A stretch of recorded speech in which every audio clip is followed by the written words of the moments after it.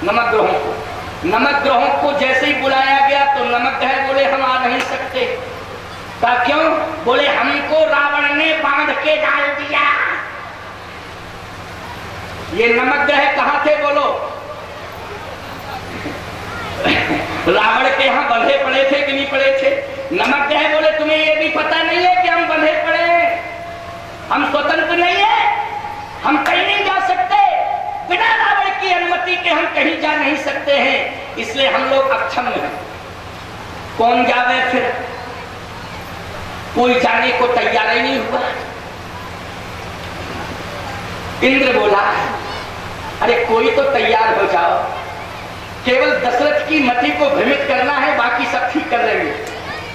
उन देवताओं ने जवाब दिया दशरथ एक ऐसे राजा है जिनकी मति को भ्रमित नहीं किया जा सकता है। का क्यों? बोले इसलिए नहीं किया जा सकता है क्योंकि 33 करोड़ देवताओं को बांधने की क्षमता वेद मंत्रों में है। बोलो 33 करोड़ देवताओं को बांधने की क्षमता किसमें है? वेद मंत्रों में है कि नहीं? और दशरथ की साक्षात वेदा दशरथ हो नृपः, दशरथ साक्षात वेद है। बोलो है कि नहीं? और वेद ही 33 करोड़ पर नियंत्रण करता है। बोलो करता है कि नहीं करता है? इसलिए दशरथ वेद है, और अगर दशरथ वेद है तो 33 करोड़ देवताओं को बांधने की क्षमता वेद मंत्रों में है। इसलिए दशरथ जी के बंधन में हम सब बंधे हुए हैं। जो बंधन में जिसके बंध जाता है उसके ही बस में रहता है, उसको बस में नहीं कर पाता है। बोलो बंधन में जो बंधा है वो बस में है कि जिसने बांधा है वो बंधन में बंधे हुए के बस में है? जिसने बांधा है। इसलिए हम लोग दशरथ जी का कुछ नहीं बिगाड़ सकते। इंद्र बोला एक काम करो। क्या? ऐसा है कि दशरथ जी वेद हैं, सारे के सारे देवता उनके बंधन में बंधे, लेकिन एक उपाय है। क्या? उनके 3 रानियां हैं और तीनों रानियों में किसी भी रानी की मति को चेंज कर दिया जाए तो दशरथ अपने आप अपने विचारों में परिवर्तन कर लेंगे उन तीनों में से। अच्छा एक बात आपको बताएं, कौशल्या, कैकेयी और सुमित्रा, ये 3 है ना? 3। तो क्या इन तीनों में से किसी एक को इंद्र देवताओं ने कहा आपकी समझ में नहीं आ रहा है? कौशल्या साक्षात भक्ति स्वरूपा है, शक्ति स्वरूपा है, ज्ञान और भक्ति का समन्वयात्मक स्वरूप देखना है तो कौशल्या में देखा जाए, और उपासना का स्वरूप देखना है तो सुमित्रा में देखा जाए, और क्रिया का स्वरूप देखना है तो कैकेयी में देखा जाए। लेकिन सबसे बड़ी बात तो यह है कि कौशल्या, कैकेयी और सुमित्रा ये तीनों क्या है? बोले कौशल्यादि नारी प्रिय सब आचरण पुनीत। जिस नारी का आचरण पवित्र होता है उसकी मति को कभी भ्रमित नहीं किया जा सकता है। सावधानी से सुन लो मेरी बात को। कौशल्यादि नारी प्रिय सब आचरण पुनीत। जिस नारी का समाज में आचरण पुनीत होता है या जिस परिवार की नारियों का आचरण पुनीत होता है उस नारी के व्यक्तित्व को कहीं भी किसी भी प्रकार से कोई माई का लाल चैलेंज और चुनौती नहीं दे सकता है। उस नारी के व्यक्तित्व में कोई धब्बा नहीं लगा सकता है, उस परिवार को कोई विध्वंसित नहीं कर सकता है जिन नारियों का आचरण पुनीत होता है। ये सिद्धांत की बात मैं बोल रहा हूं। इसलिए ये तीनों सब आचरण पुनीत, पति अनुकूल, प्रेम दृढ़, हरिपद कमल विनीत। एक काम करो, इंद्र बोला। क्या? सब आचरण पुनीत तो ठीक ही, महिला चाहे तो महिला की बुद्धि में परिवर्तन ला सकती है। कौन? महिला। अच्छा बोलो, जब भी इनके विचारों में कोई मोड़ आता है उसमें भूमिका पुरुष की होती कि महिला की? हमारी समझ में महिला की भूमिका होती है। बिल्कुल मैं चैलेंज से कह रहा हूं। अब तो लोकसभा चुनाव हो गया, क्या दिक्कत है? अब तो कोई दिक्कत है नहीं, अब कोई दिक्कत नहीं है बोलने में। सुन लो, इस कथा से उपदेश मिलेगा तुम्हें। बहुत बड़ी शिक्षा मिलेगी। आज का ये प्रसंग बिल्कुल आपके परिवार को संगमित और संतुलित बनाने के लिए बड़ा ही सहयोगी सिद्ध हो रहा है, बड़ा सहयोगी सिद्ध हो रहा है। सावधान, इंद्र कहता है हमारी बात मानो, तो महिला चाहे तो महिला में परिवर्तन ला सकती है, इसलिए किसी महिला को भेजो और उन महिलाओं में जाकर के वो अपना दबाव बनाए, और दबाव जब बनाएगी वो महिला तो परिवर्तन जरूर होगा। महिला कौन है? कहे जो सब जगह जाती हो। कौन जाती है सब जगह? का सरस्वती। क्यों सरस्वती सब जगह जाती है कि नहीं जाती है? रहती कहां है सरस्वती, बोलो जल्दी। स्वर्ग में रहती है सरस्वती, लेकिन जाती है सब जगह। इसका संबंध सबसे है कि नहीं? संपर्क सबसे है कि नहीं? इसलिए सरस्वती को बुलाओ। सरस्वती को जैसे ही बुलाया, कहा सरस्वती यहाँ का अन्न पानी तुम खाती हो, ब्रह्मा की पुत्री हो, हम ये पूछना चाहते स्वर्ग बचाना चाहती हो कि नहीं? अगर स्वर्ग बचेगा तो ब्रह्मधाम बचेगा, और अगर स्वर्ग नहीं बचा तो ब्रह्मधाम भी बचने वाला नहीं है, तुम्हारे बाप का घर भी चला जाएगा। हाँ, वो भी राज्य छिन जाएगा एक दिन, इसलिए तुम सहयोग करो। सरस्वती बोली पहले बात बताओ, दुनिया की बातें मत करो, क्लियर बात बताओ, क्या बात करोगे? इंद्र बोला स्वर्ग पर संकट है, तुम अयोध्या चली जाओ। अयोध्या। सरस्वती बोली अयोध्या तो मैं 3:45 बजे गई थी, सुबह 3:45 बजे गई थी। अगर कोई बात थी तो रात में बता देनी चाहिए थी, हम सुबह उसको क्लियर कराते। अरे कहा 3:45 बजे की बात छोड़ो, अब चली जाओ, अब चली जाओ, और सूर्य अस्त नहीं होना चाहिए उसके पहले प्रवेश करो अयोध्या में। का बात तो बताओ क्यों? का इसलिए कि दशरथ जी राम को राजा बना रहे हैं, और राम यदि राजा बन जाएंगे तो स्वर्ग नहीं बचेगा, और दशरथ जी की पूरी इच्छा है, इसलिए दशरथ जी पर तो तुम्हारा प्रभाव नहीं छूट सकता है, लेकिन कौशल्या, कैकेयी, सुमित्रा, इन तीनों रानियों में किसी भी रानी को अगर तुम प्रभावित कर दोगी तो निश्चित है दशरथ जी के विचारों में वो परिवर्तन लाएगा और राम राज्याभिषेक नहीं हो पाएगा। इतना काम तुम करो, इसलिए मति को भ्रमित कर दो तुम जाके, चाहे कौशल्या की, चाहे कैकेयी की, चाहे सुमित्रा की। सरस्वती बोली सुनो, इन तीनों में से किसी भी महारानी की बुद्धि को भ्रमित नहीं किया जा सकता, ये मुझ में क्षमता नहीं। 1 करोड़ सरस्वती एक साथ दबाव भी बनाए तब भी भ्रमित नहीं किया जा सकता है। कहा क्यों? कहा इसलिए क्योंकि 24 घंटे कैकेयी की गोदी में राम रहते हैं, 24 घंटे भगवान विष्णु की आराधना कौशल्या और सुमित्रा करती है। बोलो भाई, 24 घंटे भगवान विष्णु की आराधना सुमित्रा कौशल्या करती है, 24 घंटे श्री राम कैकेयी की गोद में रहते हैं। बोलो रहते हैं कि नहीं रहते हैं? सबसे ज्यादा समय राम जी किसके पास देते हैं? बोलो, कैकेयी जी के पास देते हैं कि नहीं देते हैं? सावधान, इसलिए जिसके पास 24 घंटे राम रहता हो, जिसके जीवन में 24 घंटे विष्णु की उपासना होती हो, हरिपद कमल विनीत। सरस्वती कहती है दिमाग खराब ना हो जाए महाराज आपका, इसलिए अपनी बुद्धि को स्थिर रखो, ये काम मुझसे कभी नहीं हो सकता है, मुझे मजबूर मत करो। और मैं एक बात पूछ रही हूँ आपसे, हमारा काम बुद्धि को भ्रष्ट करना है कि निर्मल बनाना है, ये बताओ। सरस्वती का काम बुद्धि को निर्मल बनाना है कि बुद्धि को भ्रष्ट करना? बोलो। अगर बुद्धि भ्रष्ट करने वाली सरस्वती होती तो सुबह सुबह विद्यालय में सरस्वती का आवाहन किया जाता क्या? बच्चों का दिमाग खराब करने के लिए बुलाया जाता है सरस्वती? बोलो भाई, या कुंद इंद तुषार हार भवला। बोलो, सरस्वती वंदना प्रत्येक विद्यालय में होती कि नहीं होती है? किस लिए होती है? कि बच्चों की बुद्धि निर्मल हो। हे सरस्वती जी आप कृपा करना। बोलो, इसलिए बुलाया जाता है सरस्वती को कि नहीं? सरस्वती ने कहा बदनाम करना चाहते हो आप मुझे, इस तरह से मुझे भेजना चाहते हैं अयोध्या में, हम निर्मल बनाती हैं बुद्धि को, हम किसी की बुद्धि को विचलित नहीं करती हैं, भ्रमित नहीं करती हैं, ये मेरा काम नहीं।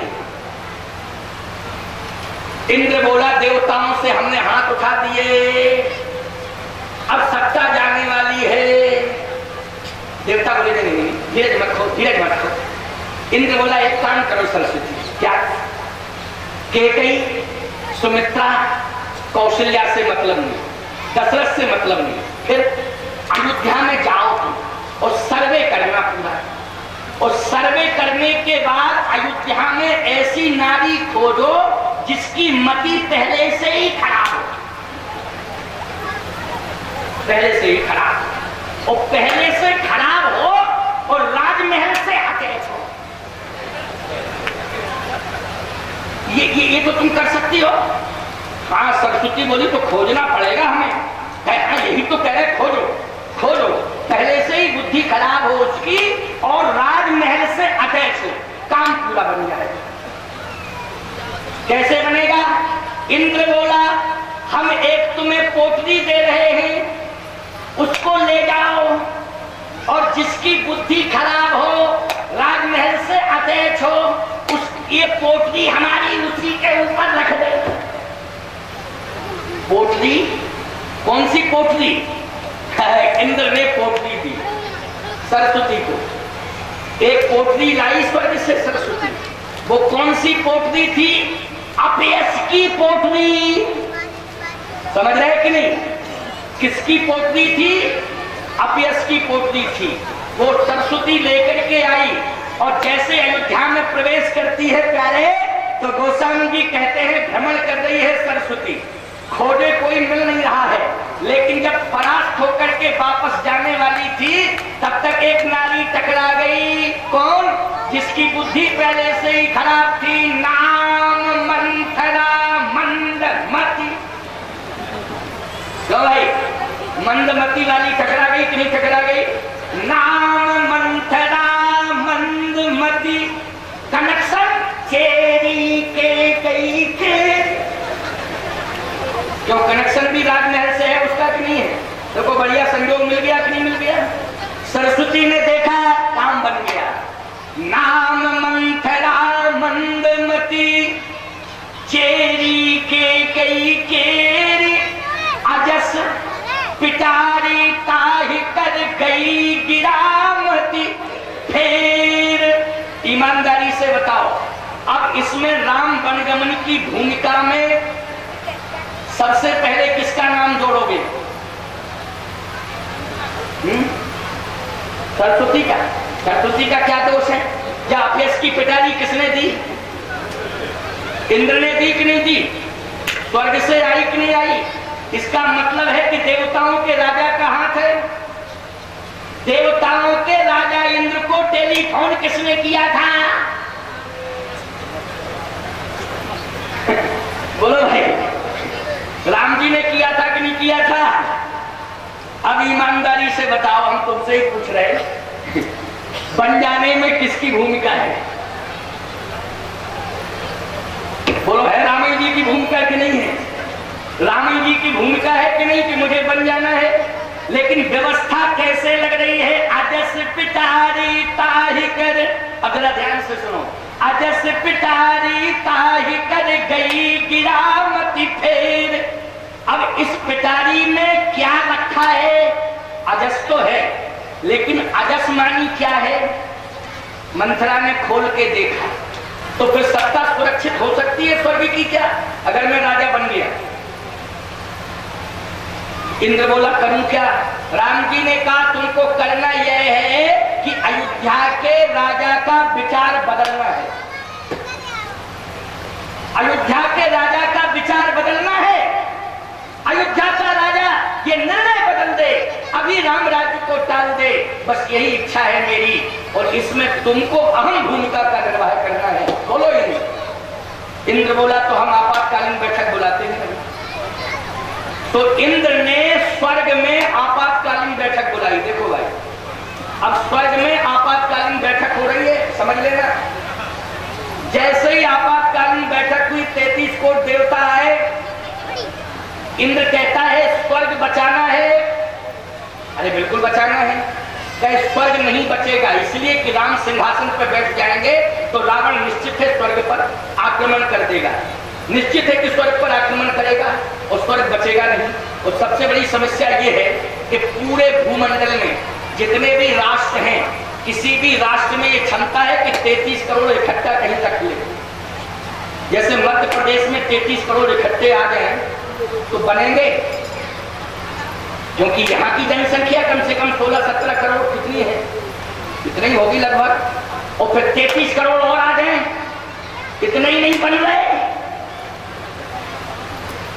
शिवराज सिंह उत्तर प्रदेश है, मुलायम सिंह का लड़का अखिलेश है, हम समझ रहे हैं कि मध्य प्रदेश लगा हुआ है। क्यों भाई लगा हुआ है?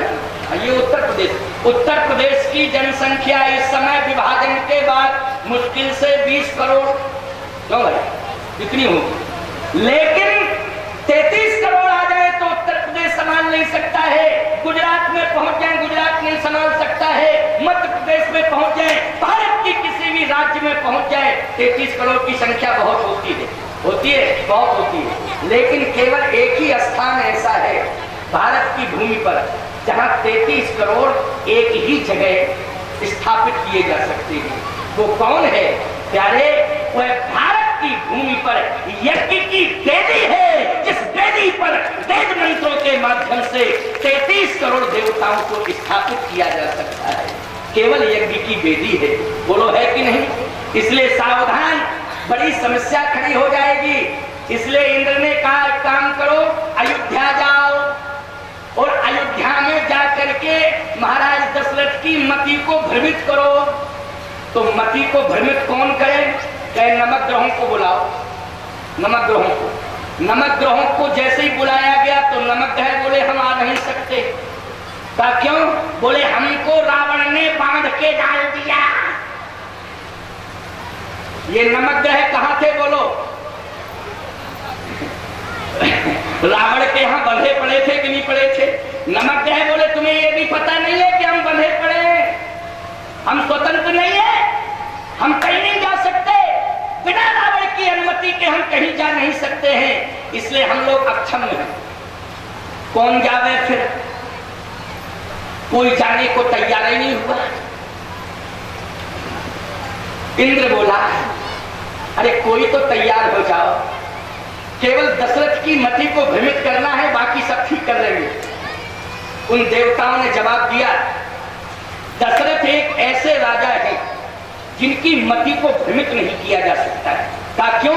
बोले इसलिए नहीं किया जा सकता है क्योंकि 33 करोड़ देवताओं को बांधने की क्षमता वेद मंत्रों में है। बोलो 33 करोड़ देवताओं को बांधने की क्षमता किसमें है? वेद मंत्रों में है कि नहीं? और दशरथ की साक्षात वेदा दशरथ हो नृपः, दशरथ साक्षात वेद है, बोलो है कि नहीं?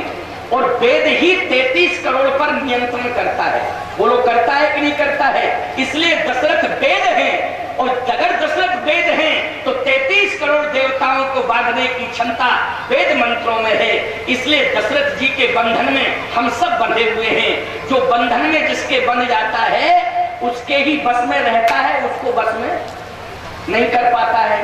बोलो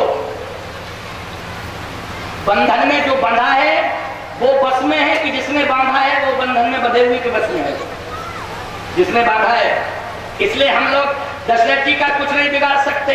इंद्र बोला एक काम करो, क्या ऐसा है कि दशरथ जी वेद हैं, सारे के सारे देवता उनके बंधन में बंधे, लेकिन एक उपाय है, क्या? उनके 3 रानियां हैं और तीनों रानियों में किसी भी रानी की मति को चेंज कर दिया जाए तो दशरथ अपने आप अपने विचारों में परिवर्तन कर लेंगे उन तीनों में से। अच्छा एक बात आपको बताए, कौशल्या, कैकेयी और सुमित्रा, ये 3 है ना, 3। तो क्या इन तीनों में से किसी एक को इंद्र देवताओं ने कहा आपकी समझ में नहीं आ रहा है? कौशल्या साक्षात भक्ति स्वरूपा है, शक्ति स्वरूपा है, ज्ञान और भक्ति का समन्वयात्मक स्वरूप देखना है तो कौशल्या में देखा जाए, और उपासना का स्वरूप देखना है तो सुमित्रा में देखा जाए, और क्रिया का स्वरूप देखना है तो कैकेयी में देखा जाए। लेकिन सबसे बड़ी बात तो यह है कि कौशल्या, कैकेयी और सुमित्रा ये तीनों क्या है? बोले कौशल्यादि नारी प्रिय सब आचरण पुनीत।